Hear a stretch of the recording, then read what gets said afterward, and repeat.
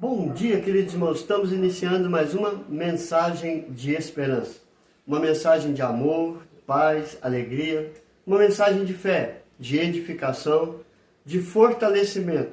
Uma mensagem de conforto e consolo para os nossos dias. Quero compartilhar um texto da Palavra de Deus que está no primeiro livro das Crônicas, capítulo 13, que diz assim: Consultou Davi os capitães de 1000 e os de 100 e todos os príncipes, e disse a toda a congregação de Israel: Se bem vos parece, e se vem isso do Senhor nosso Deus, enviemos depressa mensageiro a todos os nossos outros irmãos em todas as terras de Israel, e o sacerdote e aos levitas com eles nas cidades, nos seus arredores, para que se reúnam conosco. Tornemos a trazer para nós a arca do nosso Deus, porque nos dias de Saul não nos valemos dela.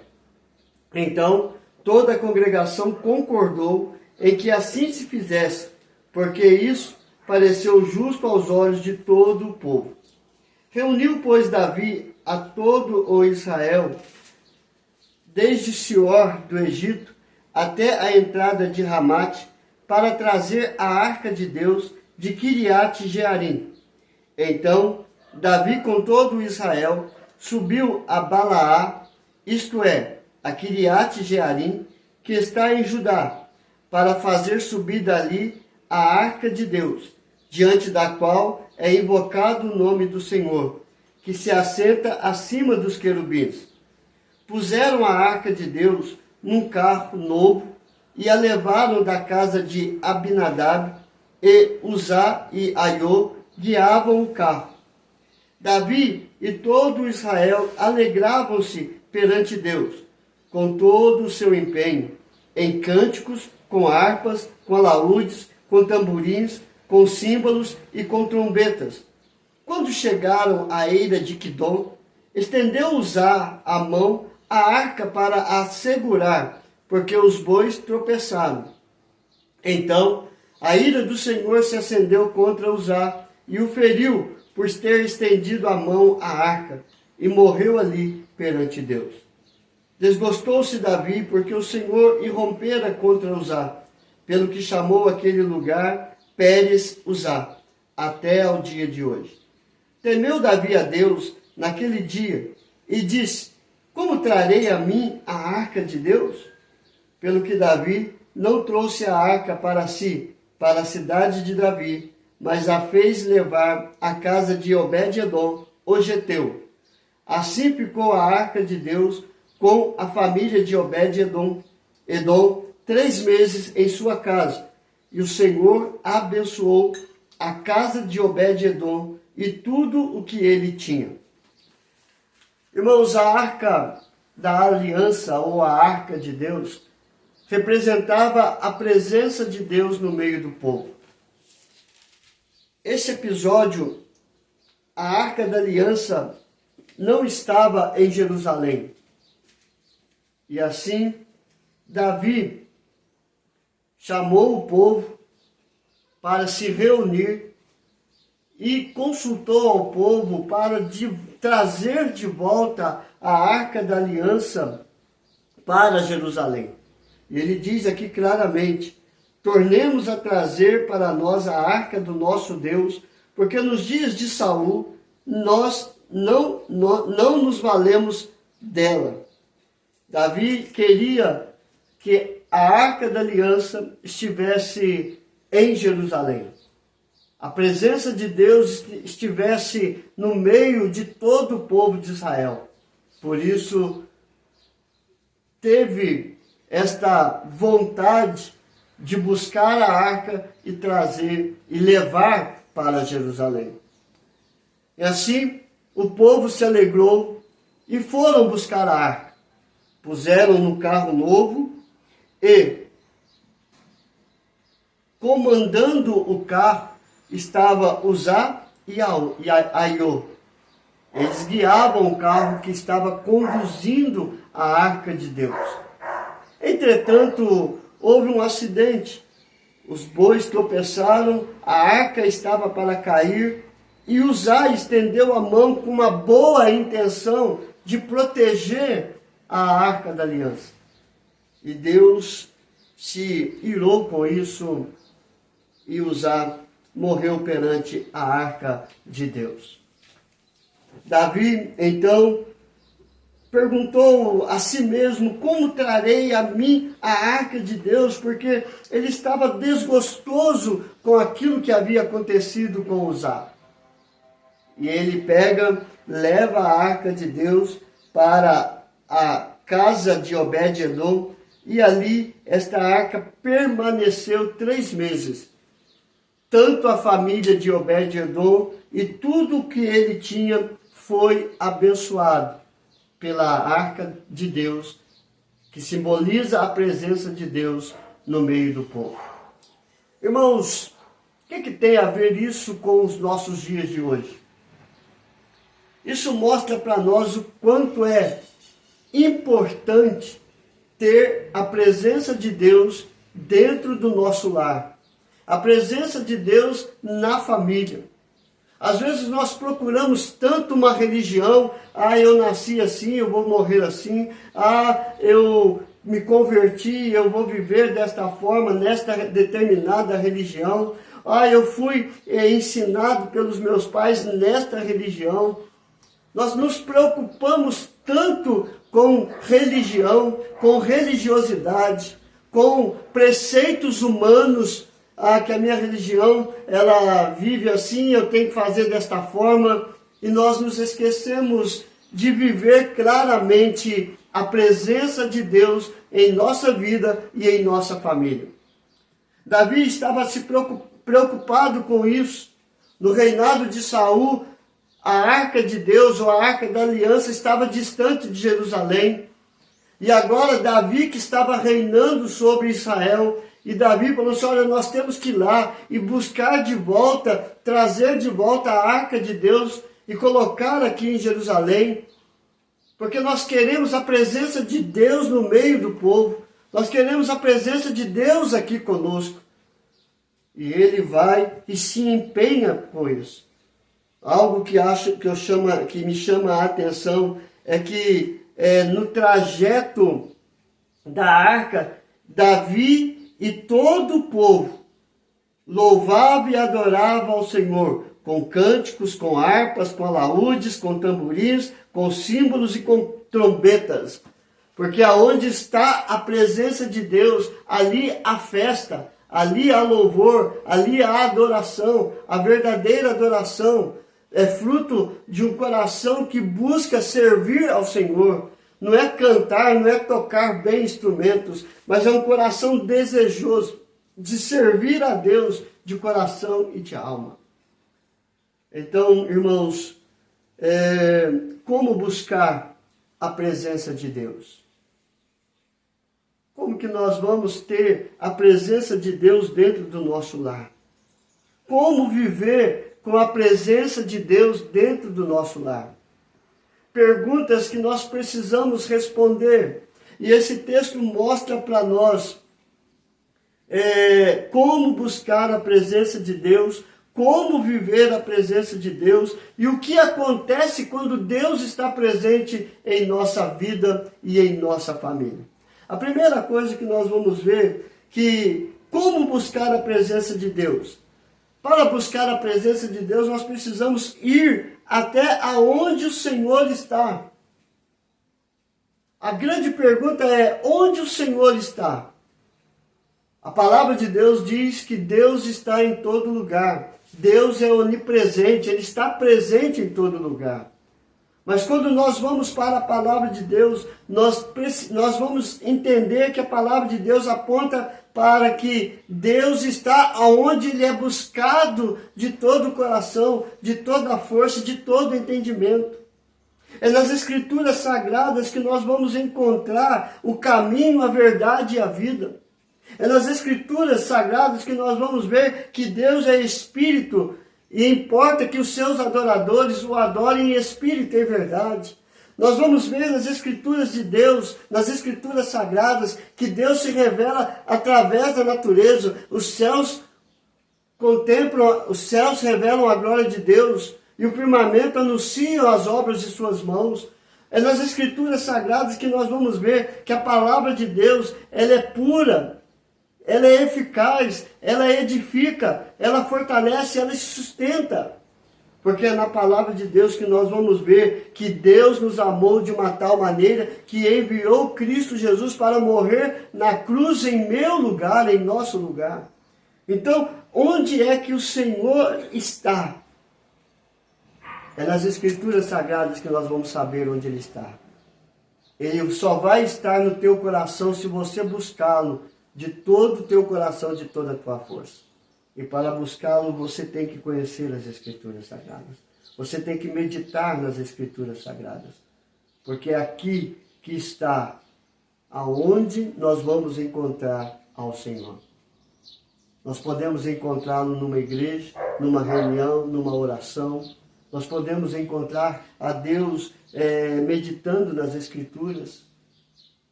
Então, nós precisamos ir à palavra de Deus para saber onde Deus está. Deus está aonde Ele é buscado. Na nossa referência aqui, a Arca da Aliança estava em Judá, distante de Jerusalém. E Davi foi lá e buscou esta arca. Então, geograficamente, estava em Judá. Mas a presença de Deus pode estar na sua vida, pode estar na sua família. Basta você se render a Ele e buscá-lo de todo o teu coração.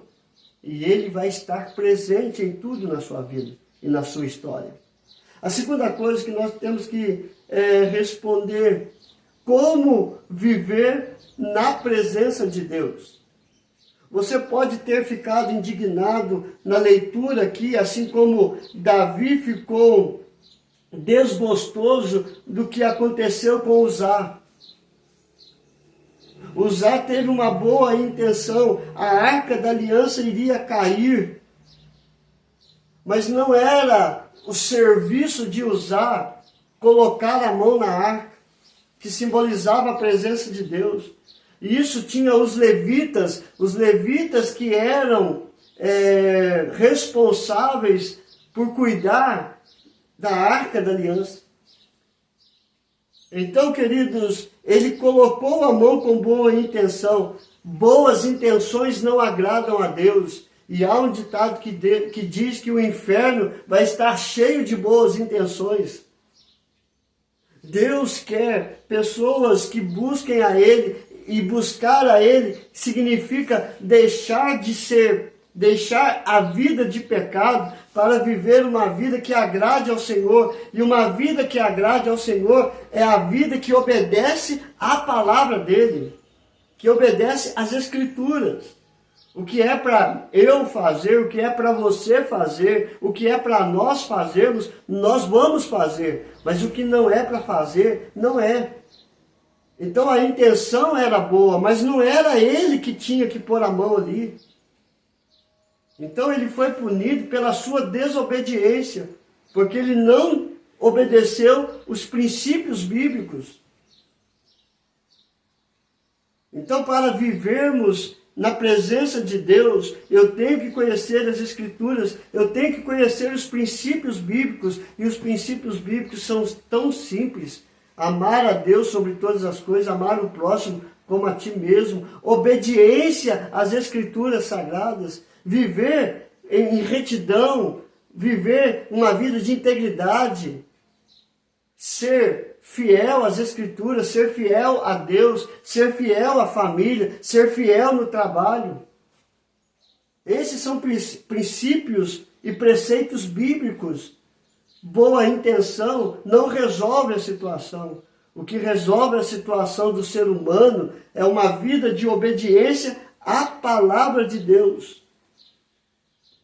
Então, ir aonde Deus está, para vivermos na presença de Deus, para vivermos na presença de Deus, eu tenho que ter uma vida íntegra, reta, de acordo com os preceitos da palavra do Senhor, mas também, queridos, nós temos que ter uma outra resposta.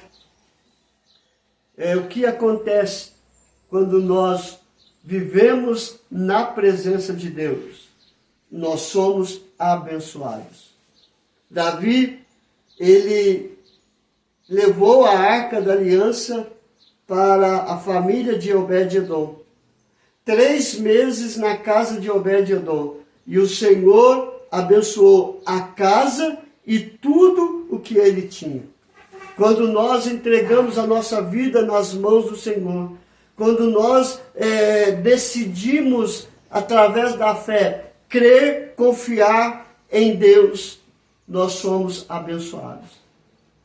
E olha que eu gosto muito de dizer isso, porque a Bíblia, a palavra de Deus não engana. Jesus, ele diz, no mundo vocês vão ter aflições.